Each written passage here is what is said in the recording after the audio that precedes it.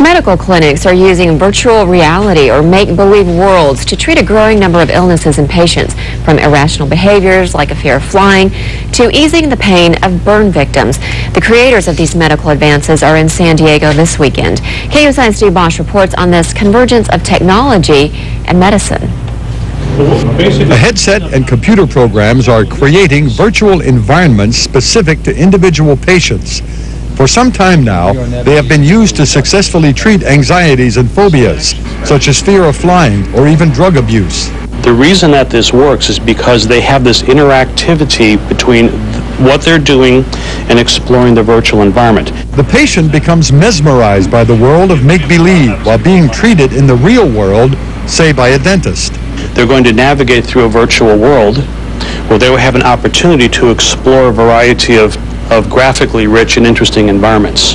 It's this interactivity that involves a lot more brain involvement that can draw the attention away from the pain. If your fear is flying, you'll actually sit in an airplane seat, then put on a headset to confront your anxiety. We can go through takeoffs, turbulence, landings while she has the 3D audio, she has the 3D video, and then she actually has vibrations under her from subwoofers. So she's getting all her senses stimulated. For some, the anxiety begins before they get to the airport. For others, it might be on the taxiway.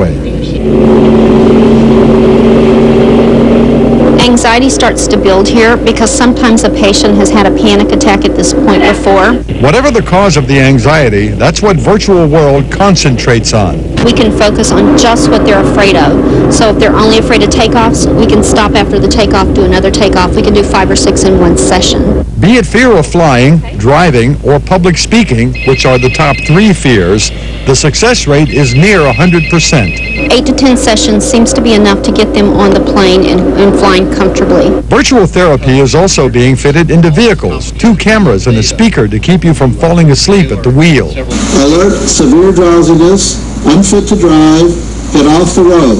This program, developed by VR Neurotech, is designed for truckers. Because these people drive long hours and they try to push themselves to the limit. Virtual therapy has come a long way in the last decade, mostly because of technology. Whereas before we were chained to giant computers the size of rooms, we can now take this on the road. This is now portable. And the virtual world is expanding to treating other disorders. People are looking at things like schizophrenia, they're looking at depression now, they're looking at autism. So not just the specific phobias or anxiety disorders, panic disorder, but going into other areas of mental and physical health. The key, of course, is to have a proper diagnosis.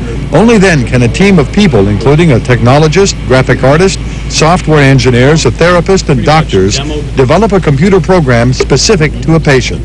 The technology is terrific, but you have to have good clinical skills. Steve Bosch, KUSI News.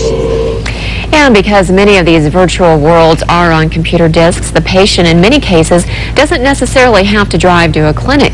The treatment can be done right at home.